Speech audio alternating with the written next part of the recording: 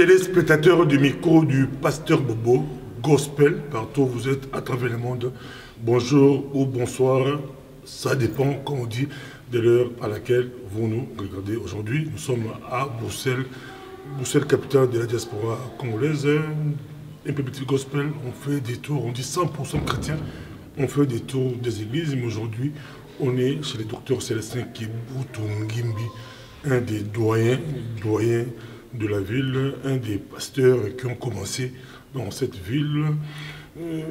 L'église a fait beaucoup d'années, on est avec lui, on va essayer de parler, mais nous sommes avec notre sœur Bena Kapser. Avant de commencer directement, bonjour docteur. Bonjour pasteur Bobo, bonjour maman Bena.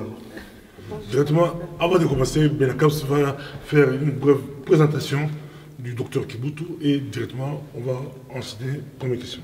Il est né le 28 décembre 1955 à Kiteni, dans la province du Bas-Congo, en RDC. Il est le pasteur responsable de l'Église internationale de Bruxelles depuis 1987. Il est le docteur en théologie de ETF de Leuven.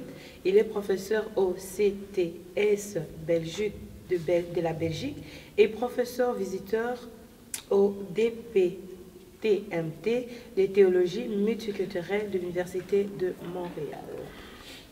J'ajoute un petit-fils de Moïse Douban, surnommé l'homme qui a donné le message de l'évangile aux Blancs.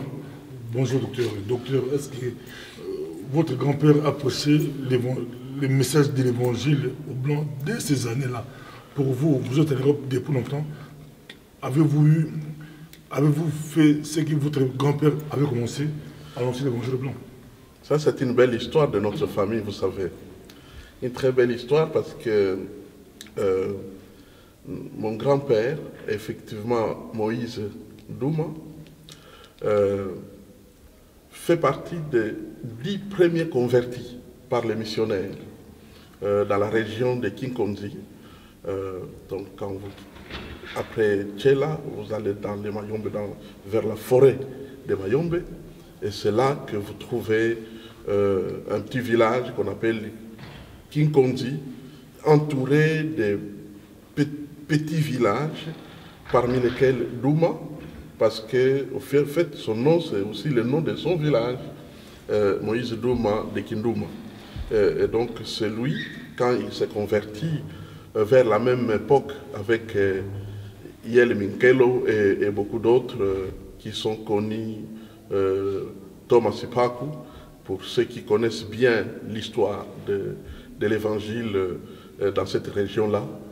Et bien, quand il s'est converti, très vite, il commence à prêcher l'évangile et il allait au territoire où régnaient, où étaient établis les administrateurs colons. Et là-bas, il allait pour prêcher l'évangile. Et souvent, il les touchait à la peau blanche et il disait, ça ne sert à rien. À la mort, vous laissez tout ça, il faut aller au ciel et le chemin c'est Jésus-Christ. Donc voilà comment il était connu comme prédicateur de l'évangile aux Blancs. Et vous-même, maintenant en Europe depuis plusieurs années, votre évangile a atteint les Blancs? Il faut reconnaître que la grâce de Dieu a souri pour moi parce que je pense que je fais partie de rares Africains qui ont le plus parlé dans de très grandes manifestations d'Européens et surtout dans la région de Nantes. J'ai vu venir à Jésus-Christ plus de 800 Français blancs dans une seule réunion. J'étais très très surpris. Mais bon, faut-il dire que c'est l'accomplissement de ce qui a été commencé par mon grand-père? C'est pas totalement faux. Mais bon, enfin, que toute la gloire revienne à Dieu. Vous parlez de l'évangélisation que vous avez fait dans des conférences et tout, mais chez vous, à l'église, vous avez aussi gagné assez de blancs chouches de la Belgique. Ça, c'est une question intéressante. Est-ce que nous, pasteurs congolais, sommes-nous en train de gagner beaucoup de blancs dans nos églises? La réponse est non. Non pour deux raisons. La première raison, c'est parce que nous avons mal commencé. Nous avons organisé nos églises sur deux bases. Première base, comme on fait chez nous, au lieu de réfléchir sur comment on fait ici. Mais nous avons fait comme on fait chez nous. Et les Européens ne se sont pas reconnus dans ce qui se fait chez nous. Et deuxièmement, deuxième problème que nous avons rencontré, c'est au fait l'adaptation. L'adaptation par rapport à l'agencement des réunions et des programmes. Facilement, nous pouvions par exemple faire nos séminaires qui pouvaient commencer à 18h pour terminer vers 21h30. Un blanc ne viendra jamais. Parce qu'à 18h30, 18h30, lui, il doit être à table. Il prend son souper. Et vous, vous êtes en train de chanter, donc il ne va pas venir. Et donc, tout ça a fait que nous n'avons pas réussi. Mais il y a un expert hollandais du nom de Abraham Krol, qui a été pendant longtemps le président des missiologistes ou des missiologues en Europe. Il nous a dit ceci lors d'un cours. Il a dit, ce sont vos enfants. S'ils gardent votre feu, tout en gardant leur culture européenne, c'est eux qui annonceront l'évangile avec plus d'efficacité aux Européens. Aujourd'hui, nous avons quelques Européens dans nos églises, mais ils viennent pour eux-mêmes. Ils viennent pour une femme qu'ils aiment, ou ils viennent pour répondre à l'invitation d'un ami. Après tant d'années, parce que là, je vois que vous avez commencé depuis 1987. Donc, aujourd'hui, on est en 2017. Après tant d'années, avez-vous aussi changé le système à l'église d'adaptation, ou bien c'est toujours la même chose, ou bien ce sont la jeunesse qui vont peut-être essayer de changer le système? Nous avons essayé d'adapter. Nous avons essayé. Nous avons entre 6 et 7 chants sur 10, juste proportion, en français. On a quand même gardé un peu la langue du ciel quand même, le lingala. Donc, mais on a essayé d'adapter la prédication et tout, mais c'était trop tard. Parce qu'il faut comprendre que lorsque vous voulez attirer les gens, les 3 premières années jouent un grand rôle. Après les 3 ans, on vous met une étiquette. Donc nous faisons partie, malgré tous les développements que vous avez vus, les chants, la prédication qui est donnée par un homme qui est formé, vous l'avez dit, malgré tout cela, nous sommes quand même une église ethnique, comme on nous appelle. Donc les Européens nous considèrent comme des églises ethniques. Alors c'est quoi une église ethnique? Une église ethnique, c'est une église dans laquelle, lorsque vous écoutez l'agir, les pratiques, la fréquentation, qui rappellent les racines africaines de ceux qui participent à cette église. Parce que, docteur, il y a trop de bouleversements, on pourrait dire même politique dans le monde, beaucoup de choses changent. Si on vous posait la question, je rappelle que vous êtes aussi professeur de théologie, si on vous posait la question, quel est l'état de l'église actuelle dans le monde, l'état de l'église? Est-ce que l'église actuelle continue-t-elle sa mission? Sa mission, hein, on dit, sa mission du départ. C'est la question que je peux vous poser. C'est une question difficile, mais on peut trouver un peu de réponse, un début de réponse. Du point de vue de l'influence de l'Église par rapport à sa société, du point de vue de la relation entre l'Église et son implanteur principal qui est Jésus-Christ, du point de vue de la souffrance de l'Église pendant notre génération, à cause de ceux qui n'aiment pas Jésus. Dans ces 3 domaines, je peux dire que, grosso modo, l'Église se porte bien. Quoique beaucoup de gens auraient voulu dire le contraire. Mais, grosso modo, en moyenne, l'Église se comporte bien. C'est-à-dire, Jésus est adoré. Jésus est glorifié.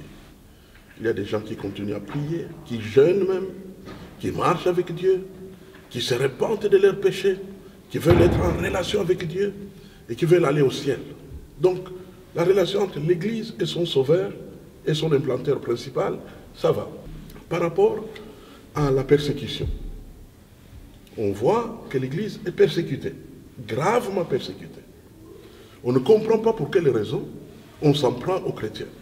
Ils ne fument pas, ils ne volent pas, ils ne prennent pas les femmes d'autrui, ils ne font pas de méchanceté, ils ne tuent personne. Mais comme par hasard, on court après eux. On les déteste, on les persécute. Exactement comme Jésus l'a dit. Et ça, c'est la preuve que l'Église est là. Maintenant, par rapport à sa société, c'est là où se trouve un problème. Par rapport à sa société, l'Église est découragée. Elle est découragée, pourquoi? Parce qu'elle a été rejetée. Rejetée, je prends l'exemple de notre petit coin d'église, l'église congolaise de la diaspora.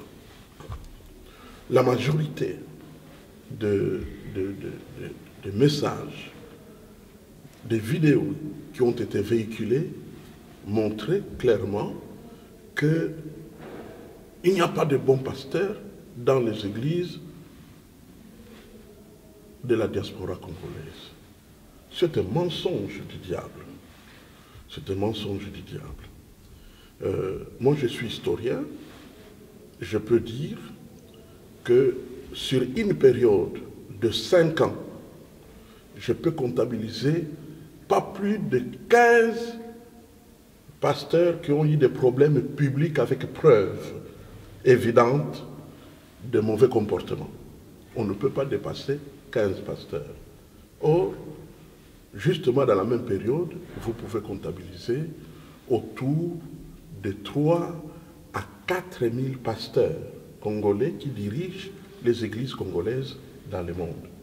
Alors, quand vous avez sur 4 000, moins de 20 pasteurs qui se sont méconduits, dire que tous les pasteurs sont faux, ce n'est pas seulement un mensonge et une contre-vérité, mais c'est une méchanceté.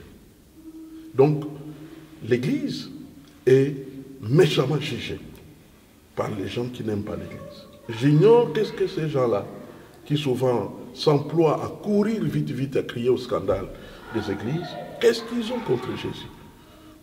Qu'est-ce que les pasteurs leur ont fait? On ne sait pas. Donc, ce qui fait que, en réalité, la société est là. C'est très important, pasteur Bobo. La société a besoin de son Église. Pourquoi? Parce que c'est dans l'Église que se trouvent des hommes et des femmes en mesure d'obéir à des injonctions, d'obéir à des mots d'ordre. Toutes les fois qu'on mettra de côté l'Église, alors ne donnez plus les mots d'ordre. Qui va les suivre? Mais, docteur, quelqu'un a dit il n'y a rien de nouveau sous le soleil. Les gens qui se posent des questions au Congo à l'époque, ou à votre époque, vous avez travaillé dans le campus de Christ. À l'époque, il y avait aussi des critiques, mais il n'y avait pas Facebook, il n'y avait pas YouTube, mais il y avait aussi, le monde était toujours monde. Mais l'Église censurait les brebis, on dit les brebis galeuses, tout ce qui est des déviations. Au niveau de l'Église punissait, suspendait même des frères. Aujourd'hui, c'est comme si l'Église n'a plus d'autorité, l'Église ne fait rien, et que les abus, tout ce qui se passe, ça sort. Mais quand c'est les païens qui jouent les policiers, les gendarmes, ce n'est pas aussi de la faute de l'Église qui ne punissent pas sévèrement selon les Écritures.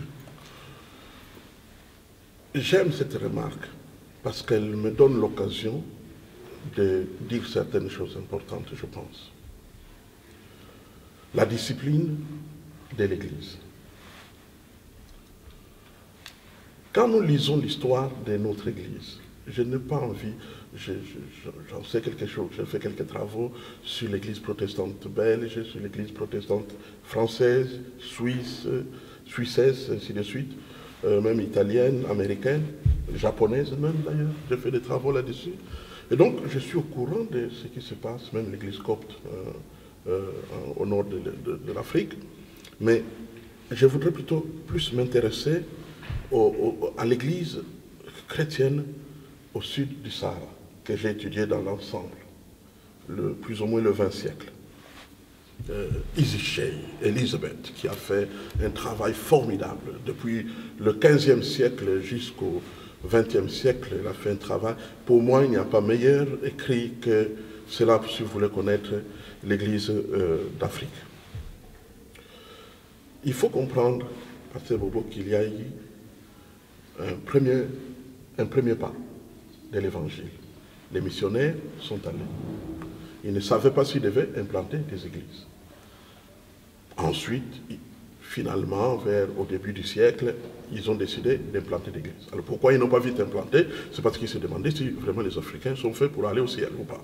Donc, après, ils se sont convaincus qu'ils devaient implanter l'église. L'église était là.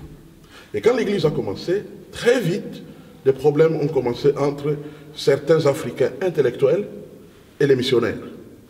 Parce qu'ils avaient l'impression que le mode de vie, les niveaux de vie, le développement humain des missionnaires était de loin plus élevé que des serviteurs de Dieu africains. Division. Les serviteurs africains se sont retirés et ont implanté les églises indépendantes, qu'on a appelées African Independent Churches.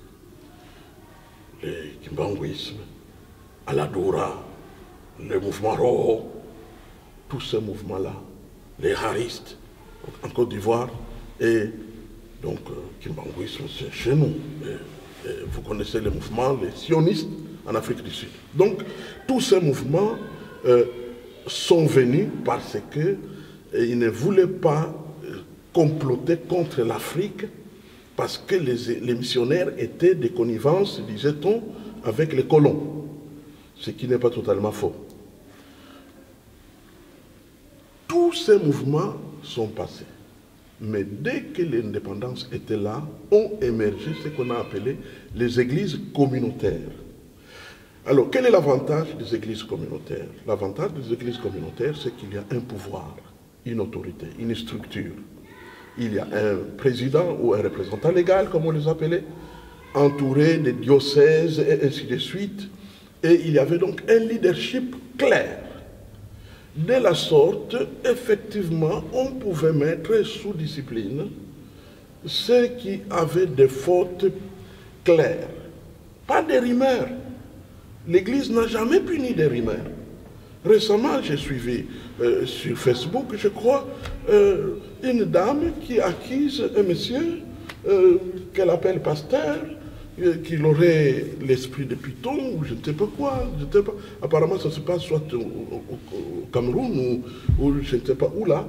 Aujourd'hui, avec tout ça, donc chacun peut devenir juge des autres. Il se lève et donc parfois il n'y a même pas de souci de s'inquiéter, est-ce que je suis en train de dire la vérité ou pas. Moi, je me réjouis de ce que vous autres, vous avez quand même ces petits soucis qui consistent lorsqu'on parle de quelqu'un. Vous allez voir ce quelqu'un pour lui dire, écoutez, si vous voulez répondre, voici le micro.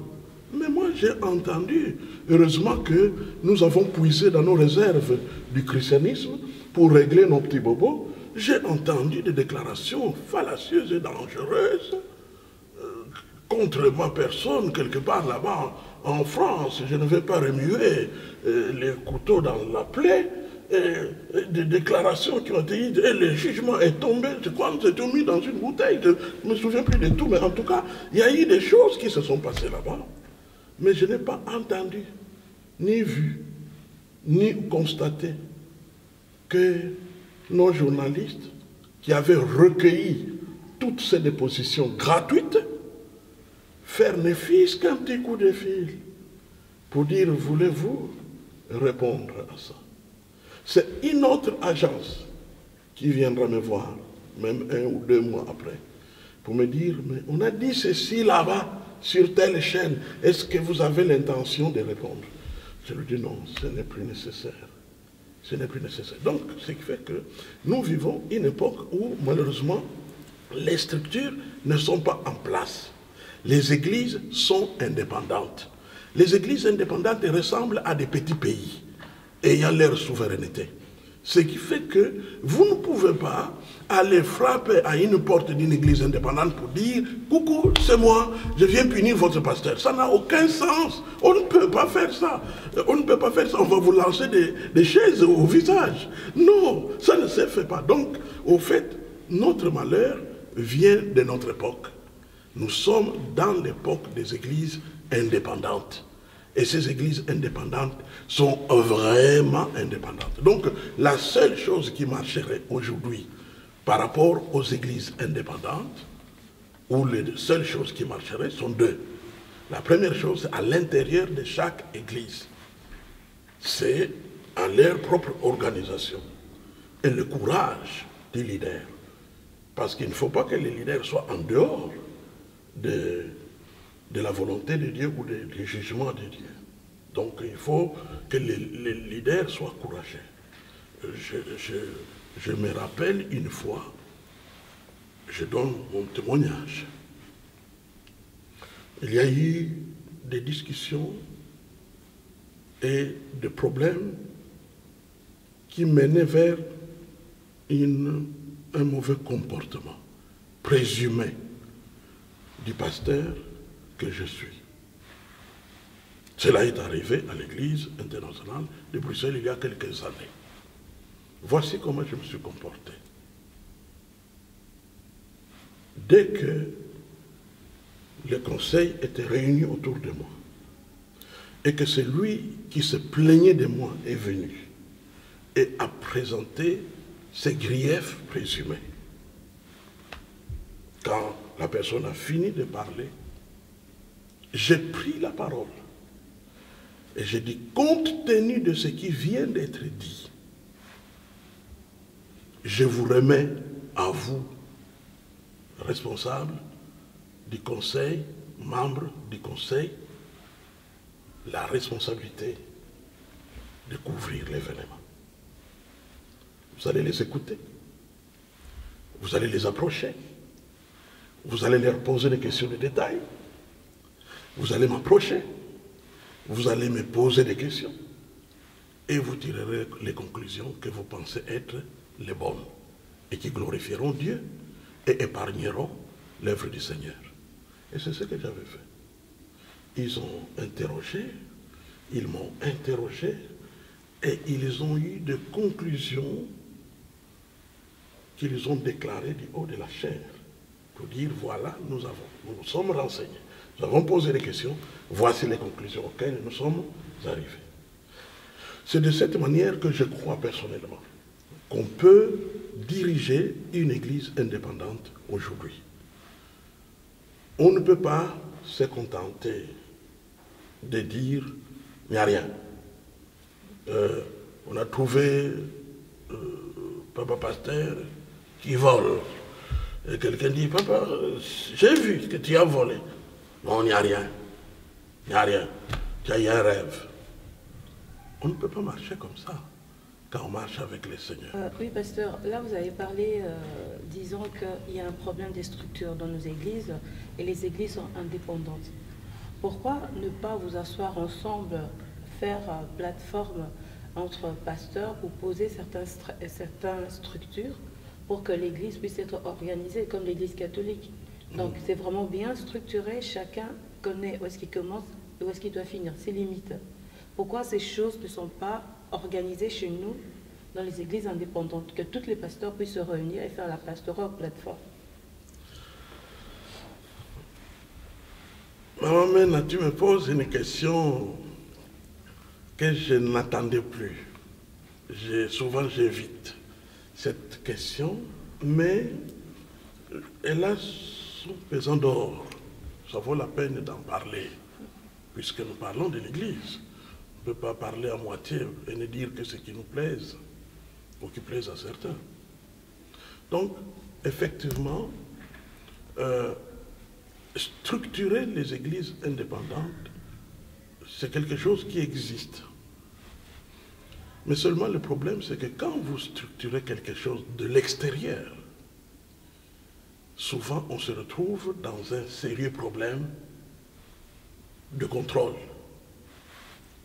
Je vais m'exprimer le plus clairement possible. Je prends l'exemple, pour ne pas aller loin, je prends l'exemple de l'Église internationale de Bruxelles. Nous entrons dans une structure. Prenons l'exemple d'une pastorale. Nous sommes là-bas. Qui choisit la pastorale? C'est moi, le pasteur. Qui entre dans la pastorale? C'est moi, le pasteur. On dispose de quel numéro de téléphone à la pastorale? Du pasteur que je suis. Tous leurs contacts, c'est moi. Ils ignorent tout de tous ceux qui sont derrière moi. C'est ça le premier problème. Le deuxième problème, c'est que structurer une pastorale entraîne d'office une certaine connaissance de c'est quoi une pastorale,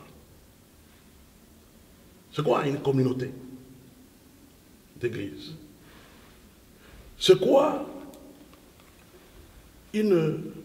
ce qu'on appelle communément network, réseau. C'est quoi un réseau d'église? Une pastorale, c'est une plateforme libre de pasteurs qui veulent communier fraternellement ensemble, et rien de plus.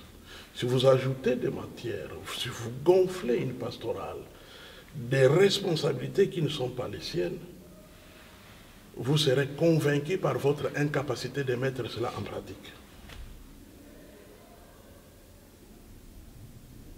Pourquoi? Parce que, ici, je parle un peu comme un frère qui a enseigné ces choses.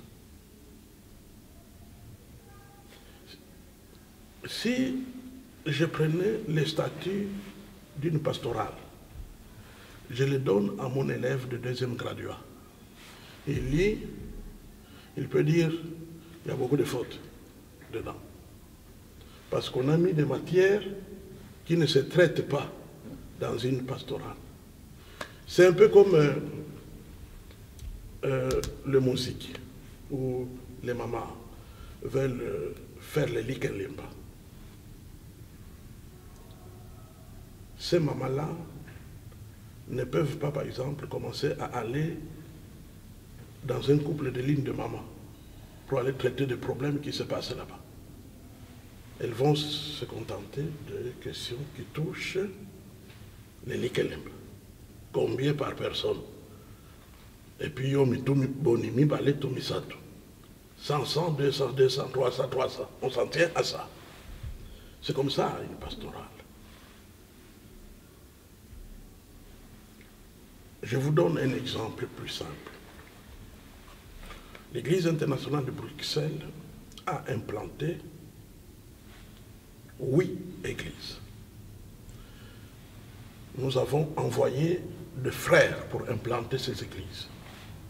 Nous les avons formés, nous les avons envoyés, nous les avons équipés, nous les avons financés. Et ils sont avec nous. Église, mère et ces églises filles. Entre nous, nous pouvons dire la discipline. Nous pouvons intervenir parce que nous avons un pouvoir sur ces églises. Mais si des églises qui sont nées ou qui ont été implantées par chacun dans sa direction, et les pasteurs viennent entre eux, ils n'ont pas versé 1 euro pour la vie de l'une ou l'autre des églises. Ils ne savent même pas comment ça a commencé. Est-ce que c'était par un schisme? Est-ce que c'était par une évangélisation? On ne sait rien. Est-ce que cette église indépendante, parce qu'il ne suffit pas de dire indépendante, il y a aussi un problème de théologie. En quelle théologie ils croient? Quand eux font l'onction d'huile, ils parlent de quoi?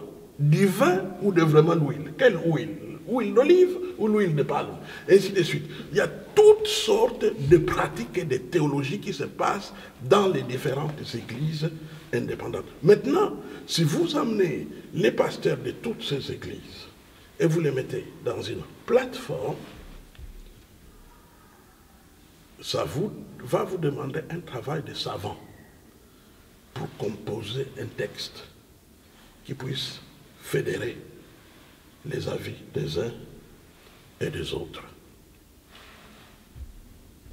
Si vous allez plus loin, dans certains cas, ça s'est un peu passé, je ne veux pas remuer les couteaux dans le plaie, que certains pasteurs dirigent des églises de blancs, et puis d'autres dirigent les églises des Congolais.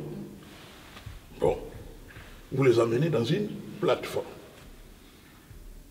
S'il faut intervenir, irez vous frapper à une église de blancs pour dire coucou, c'est nous. Votre pasteur, nous, on n'est pas content de la manière dont il se comporte. Ils vont vous dire qui vous a invité. Sortez d'ici, allez-vous-en. Donc, attention, nous ne devons pas poser de faux problèmes et leur donner de mauvaises solutions. Voici ce que j'ai toujours pensé et cru.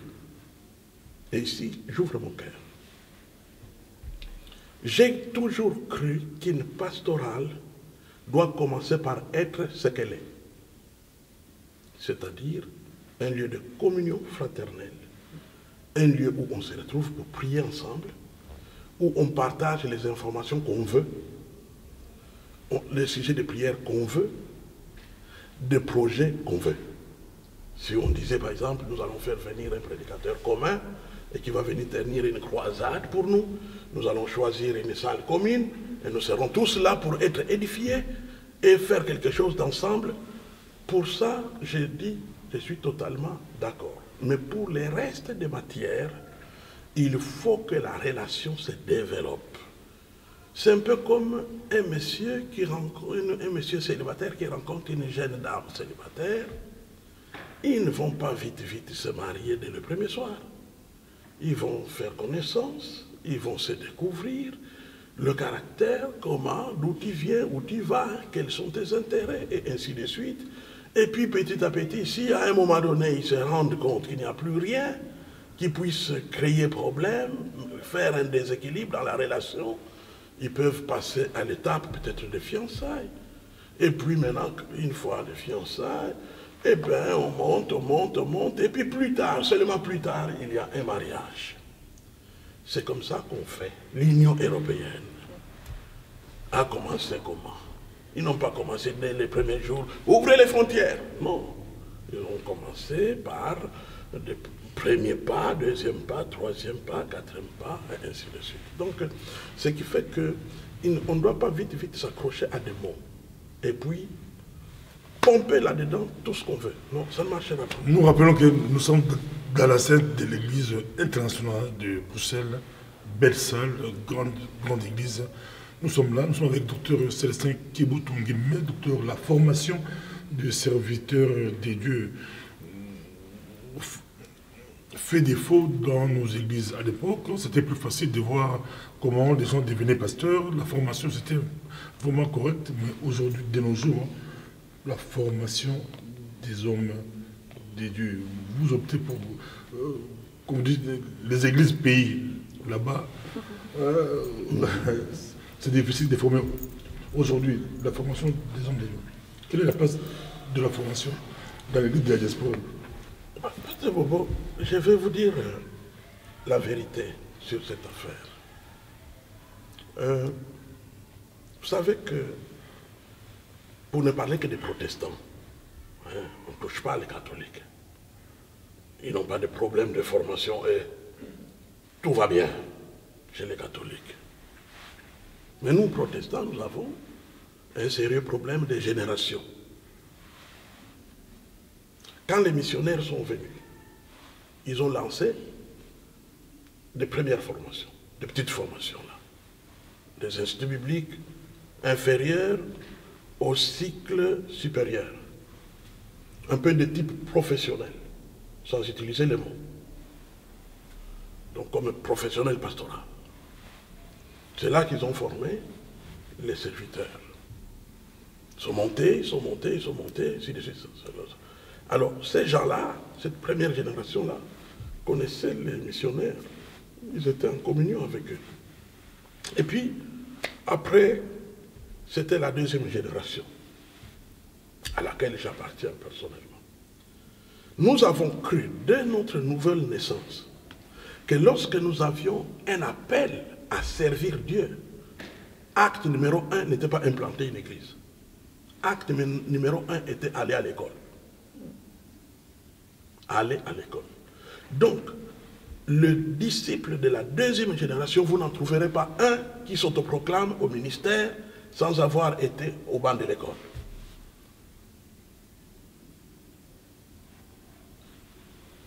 Cite Aloemba. Kabiseke la Muzanai.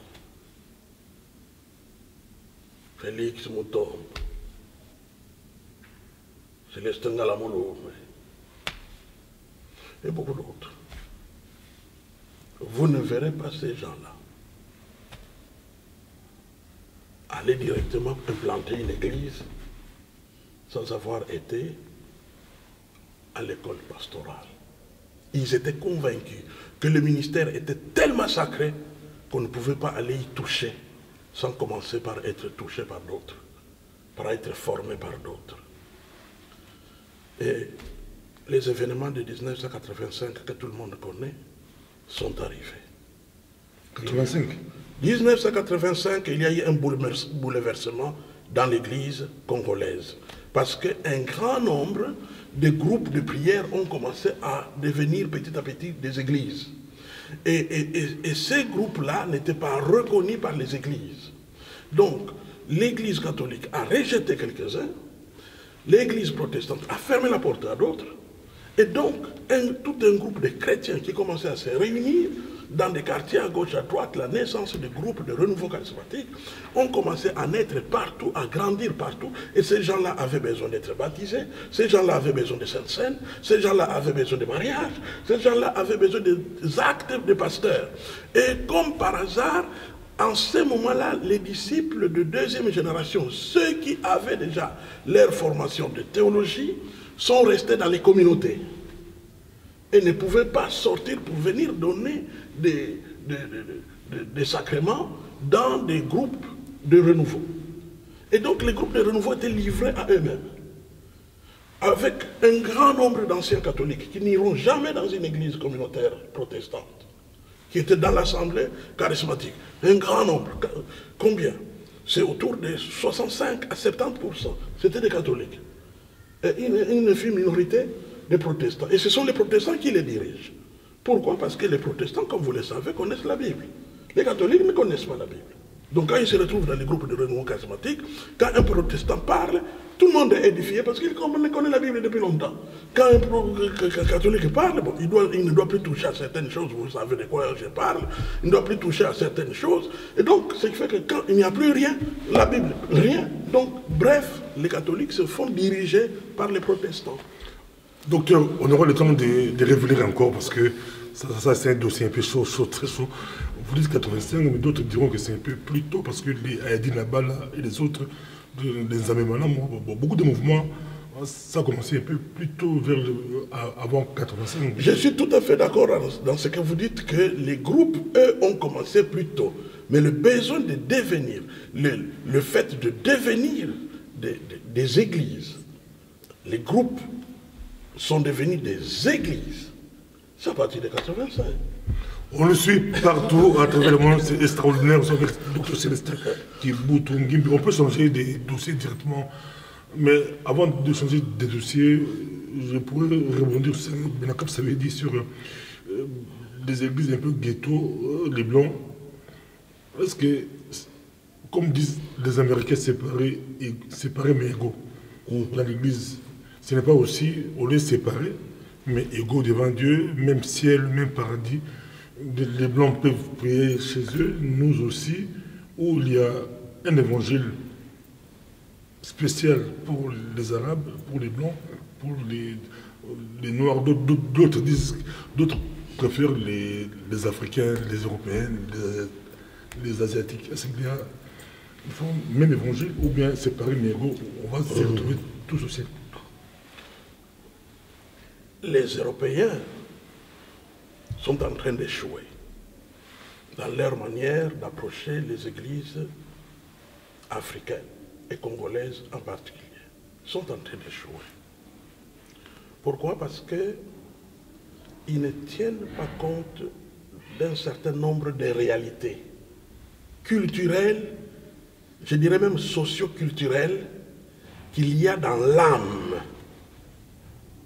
d'un homme, d'une femme, qui sont sortis de la culture africaine avec toutes ses mentalités, ses coutumes, qui a transité par la première dictature moboutienne, d'abord la première dictature coloniale, et puis la dictature moboutienne, et puis ensuite les autres petites dictatures jusqu'à aujourd'hui. C'est pas facile de diriger des gens comme ça. Des gens qui ont goûté à la démocratie et qui ont leur propre définition d'une démocratie. Ces gens qui ont le plus souvent des problèmes relationnels. Ces gens qui ont le plus souvent des comptes à régler les uns contre les autres. Ça ne fait aucun doute. Nos frères européens sont en train d'échouer. Parce que, je donne juste un exemple. Je connais des églises amies dans ces pays, dirigées par des pasteurs congolais. Quelqu'un ou quelqu'une a quitté chez eux, mécontent, et s'en va. Si vous croisez cette personne qui se met à vous parler de là où il a quitté, qu'est-ce qu'il va vous dire? Qu'ils sont de bons chrétiens? Qu'ils sont très gentils? Ou plutôt qu'il va utiliser le dièse? Cher pasteur belge, vous savez ce que veut dire dièse? Vous croyez que vous parlez de chants de chorale ici? Non! Dièse! Les dièses ont été utilisés par les Congolais quand ils sont arrivés dans ces pays. C'est-à-dire, il s'agit d'une histoire inventée de A à Z où il n'y a rien de vrai, excepté le nom. Et d'ailleurs, même le nom le plus souvent était transformé. Voilà mon histoire. Et la raison d'être de cette histoire, c'est pour que je puisse avoir les papiers. Quand les gens pratiquent de telles choses, croyez-vous qu'ils ne seront pas capables de pratiquer les mêmes choses pour parler de leurs frères, pour parler de leurs sœurs? Ils sont capables d'utiliser des dièses. Et si vous prenez ça comme parole de l'évangile, vous êtes couilles. Lui a gagné, ou elle a gagné, parce qu'il a écrasé l'autre. Donc, c'est ça ce qui se passe dans ce monde de notre congolité, de la diaspora. Maintenant, je viens à votre question, mon frère. Y a-t-il un évangile pour les Européens? Y a-t-il un évangile pour les Congolais? Il y a un seul évangile et une seule Bible, cela ne fait aucun doute. Mais maintenant, dans la manière de pratiquer les choses, on se rendra vite compte que dans un contexte d'une congolité vécue aujourd'hui, on va donner plus de la valeur à ce qu'on appelle communément sanctification. C'est-à-dire, on veut voir chez les convertis de signes évidents de changements de vie dans un certain nombre de domaines célèbres. Disons ça comme ça, des domaines célèbres. Et donc, ce qui fait que, quand nous sommes dans ce contexte-là, la situation va être assez difficile. On a souvent des problèmes. Voici ce que nous avons essayé de pratiquer. Au début, lorsque une histoire nous était reportée, histoire de péché, je fais venir les concernés. Est-ce que cette histoire est-elle vraie? Je l'écoute.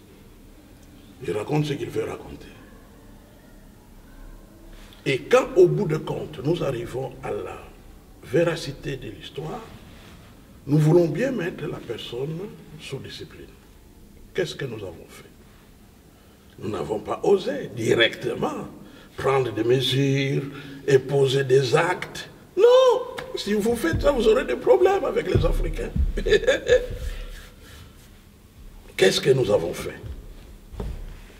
Mon frère, j'ai appelé le papa, puisque le papa de la personne concernée s'est trouvé en Belgique. J'ai appelé le papa. Papa, est-ce que tu as appris ce qui s'est passé avec ton fils? Et quoi? Non, il y a eu ceci et cela qui s'est passé. Et maintenant? Écoutez, nous, dans le cadre de notre église, on a l'intention de les mettre sous discipline. Qu'est-ce que cela veut dire? Non, cela veut dire que nous allons nous demander de ne plus faire son activité. Et puis on va le dire, hein, du haut de la chair, que voilà ce qui s'est passé, et puis bon, voici les mesures qui sont prises. Ne parlez pas de mon fils à vos micros. C'est le papa, ce n'est même pas le concerné, mais c'est le papa qui me dit ça. Ne parlez pas de mon fils. Et tous ces membres de famille commencent à intervenir. Quand vous êtes dans un tel contexte, la manière de faire n'est plus la même. Il fallait passer par le papa. Si l'église veut mettre sous discipline, il faut informer le Ah oui, oui, parce que, cher pasteur Bobo, si vous agissez sans tenir compte de ces gens-là, vous aurez des problèmes à l'église. Vous savez qu'il y a des gens qui sont capables de traverser les allées et vous réglez les comptes, là devant. Bagarre.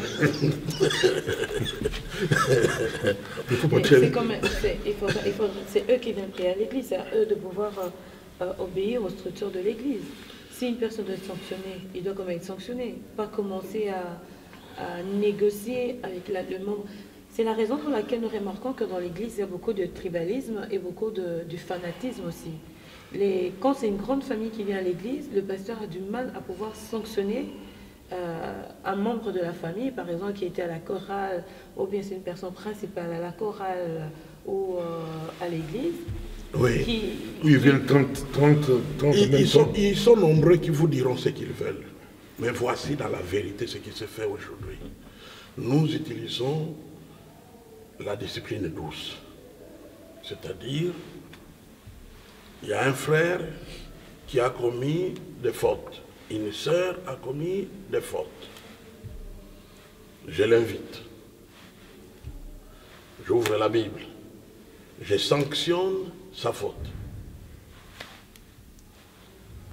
Je sollicite sa repentance sincère. Je prescris l'abstinence des ministères, sans en parler du haut de la chair. Tout se dit avec la personne. Et puis terminer, et dans certains cas, je peux prescrire que la personne puisse me voir une fois tous les 2 mois, pour faire le point. Où est-ce que tu en es? Principalement, pour ceux qui ont pris des femmes, s'ils n'étaient pas mariés, on va les aider soit à rompre, soit à se marier. Ce qui fait que c'est nous qui avons fait naître le mariage de repentance. Donc ça a commencé dehors, et puis ça s'est terminé dans l'église par la prière de tout le monde. On a mangé les beignets et les cuisses de poulet. Aujourd'hui, là on est en train de parler de l'église. Vu ce que vous avez dit, que l'église est un peu indépendante, n'a pas de structure et tout, avec la situation qui se passe dans notre pays, c'est l'église catholique qui a été sollicitée. Oui. Maintenant, l'église évangélique, l'église de réveil, l'église, est-ce que vraiment ce mouvement a vraiment de l'impact aujourd'hui pour faire connaître, faire changer les choses? Non, je pense que les amis de la Senko, qui suis-je? Le mouvement catholique, c'est un grand mouvement. En règle générale, on n'y touche pratiquement pas. Mais voyez-vous, je suis un homme de sciences bibliques, ce qui fait que je connais le mouvement, je connais le catholicisme, je l'ai enseigné comme un cours. C'était une faute. Les bons offices ne devraient pas être ainsi présentés. Il existait déjà des structures de retrouvailles entre catholiques, protestants, et ainsi de suite. Écuménisme. Voilà. Il fallait recourir à ces structures pour pouvoir être ensemble. Maintenant, je peux m'imaginer que probablement un certain nombre de milieux religieux avaient ouvertement pris position pour la majorité présidentielle. Si tel est le cas, ce mouvement n'était donc plus au-dessus, au-dessus de la mêlée, n'était plus au centre du village. Alors cela pourrait expliquer que la Cinco se retrouvait le seul mouvement au centre du village. Si tel est le cas, ça se comprend. Mais sinon, c'était une erreur. Mais pour eux, c'est pas facile. L'Église et la politique, c'est pas facile parce que des fois, on reproche aux pasteurs, aux églises de ne rien faire. Plus de 8 millions de morts au Congo, les églises, on ne fait absolument rien. Mais ici, la Cinco a osé. On commence encore à attaquer les églises, à brûler ou à détruire les églises catholiques. Quelle est la bonne position? Agir ou ne pas agir? Non. L'Église et la politique. La situation de notre pays est très compliquée. Très, très compliquée.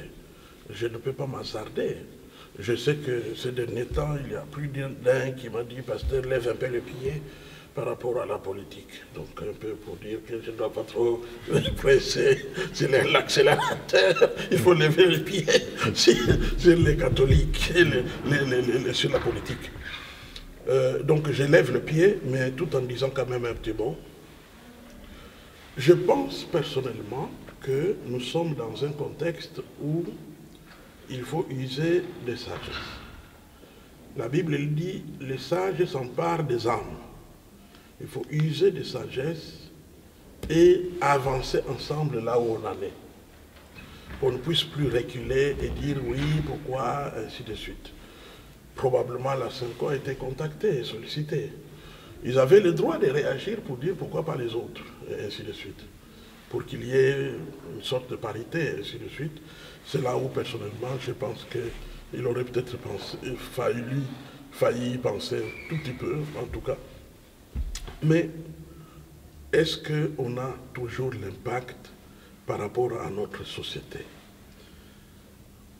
Oui, dès lors que l'évangile reste l'évangile. Parce que la société, ce n'est pas seulement la politique. La société, c'est aussi la santé. La société, c'est aussi la famille. La société, c'est aussi...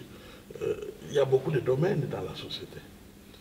Donc, ceux qui ne sont pas peut-être d'accord sur le plan politique peuvent être d'accord sur le besoin qu'on prie pour son enfant qui est malade, qu'on baptise, qu'on bénisse ce mariage. Les églises continuent à fonctionner. Pour terminer, d'abord, ça a été un plaisir pour nous d'avoir le docteur Kibuto, mais on ne peut pas aussi terminer sans parler de l'AIDC. On terminera par là. Vous lancez l'Association internationale de la diaspora congolaise, vous sillonnez l'Europe, on vous suit même en Afrique, partout. On vous a vu récemment rencontrer les pasteurs de Belgique. Où en sommes-nous avec l'AIDC et votre rencontre avec les pasteurs de Belgique? On termine par ici. Oui, l'AIDC, c'est un besoin, on n'a rien d'autre. On n'a rien d'autre. Je ne veux pas dire qu'il n'y a pas d'association parmi les Congolais. Les associations existent, mais un mouvement global n'existe pas. Personne n'a réuni la diaspora quelque part en milliers. Donc ça n'existe pas. Les initiatives existent.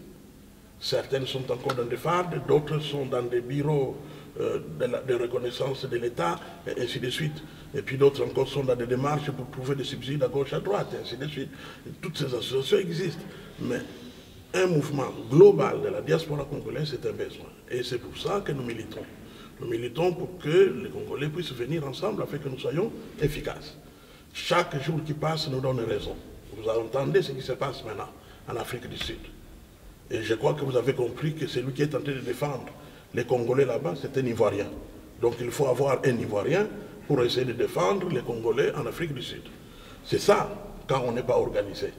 Donc, cela veut dire que l'organisation de la diaspora s'impose. Et nous n'avons que ça. Nous n'avons que ça. Je remercie Dieu pour la réaction d'un bon nombre de pasteurs qui ont réagi, qui sont venus ensemble pour que nous puissions partager. L'affaire de février, du 1er février, nous est tombé dessus, vous savez, le départ de l'homme délimité.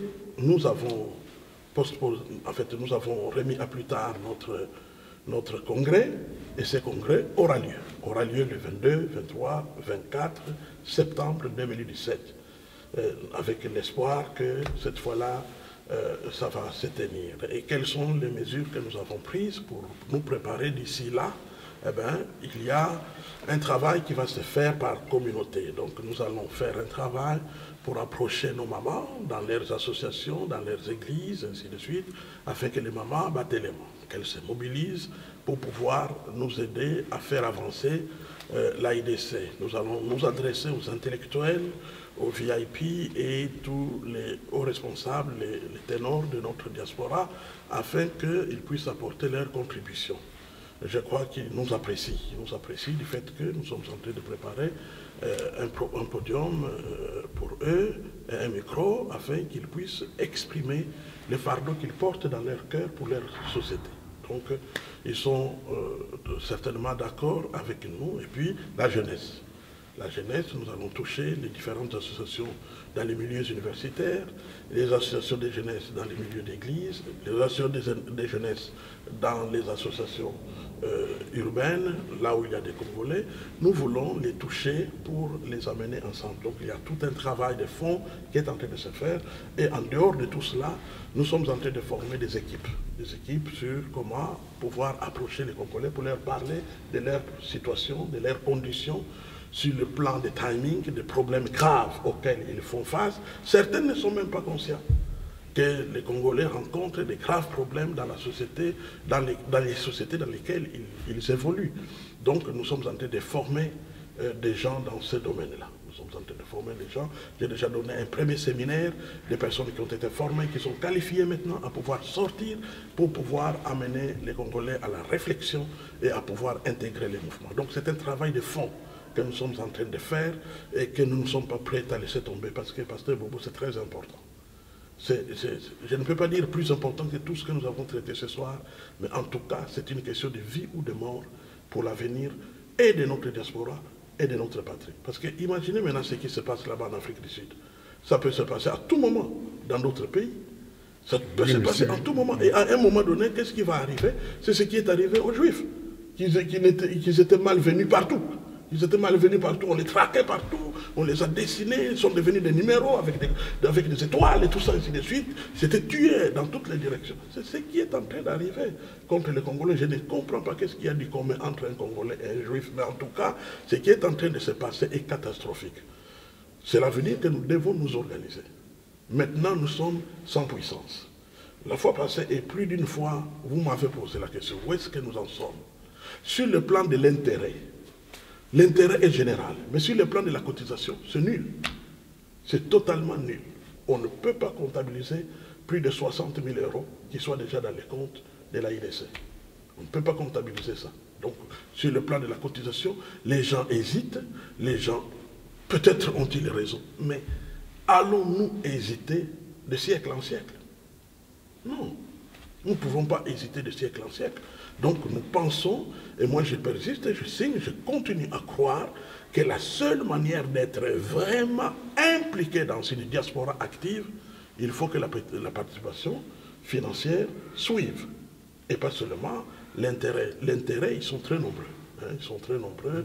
Certains s'inscrivent sur le site, d'autres nous téléphonent, d'autres remplissent le formulaire dans les guides, et d'autres se font inscrire, nous envoient des messages de toutes sortes. Donc, ce qui fait que nous avons des membres en Europe, en Amérique, au Canada, en Afrique, partout, nous avons des membres. Même sur les territoires congolais, nous avons des membres qui veulent entrer dans l'AIDC.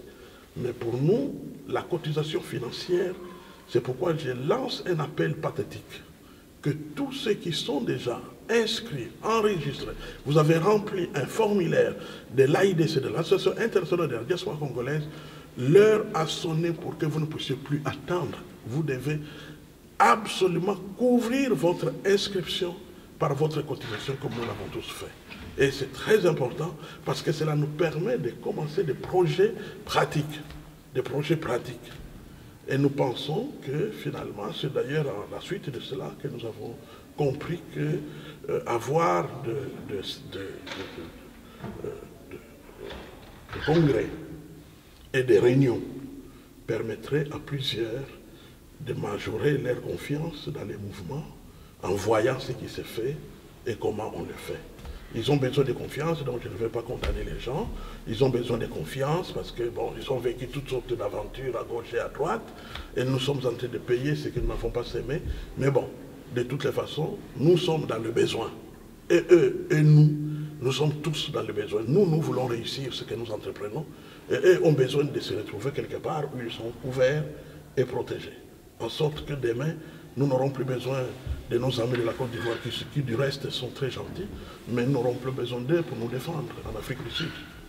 Merci beaucoup. Ça a été un plaisir pour nous. Je rappelle encore, c'est l'enceinte de l'EIB, l'église EIB, où beaucoup de prédicateurs de renommée internationale, mondiale, ont défilé ici, entre autres les Béné Hill, les Bernard Blessing, beaucoup d'autres, les Trouchel, les Pierre Trouchel, beaucoup de prédicateurs sont passés par ici, prêcher. Maurice Rouleau, c'était plein à un niveau impossible.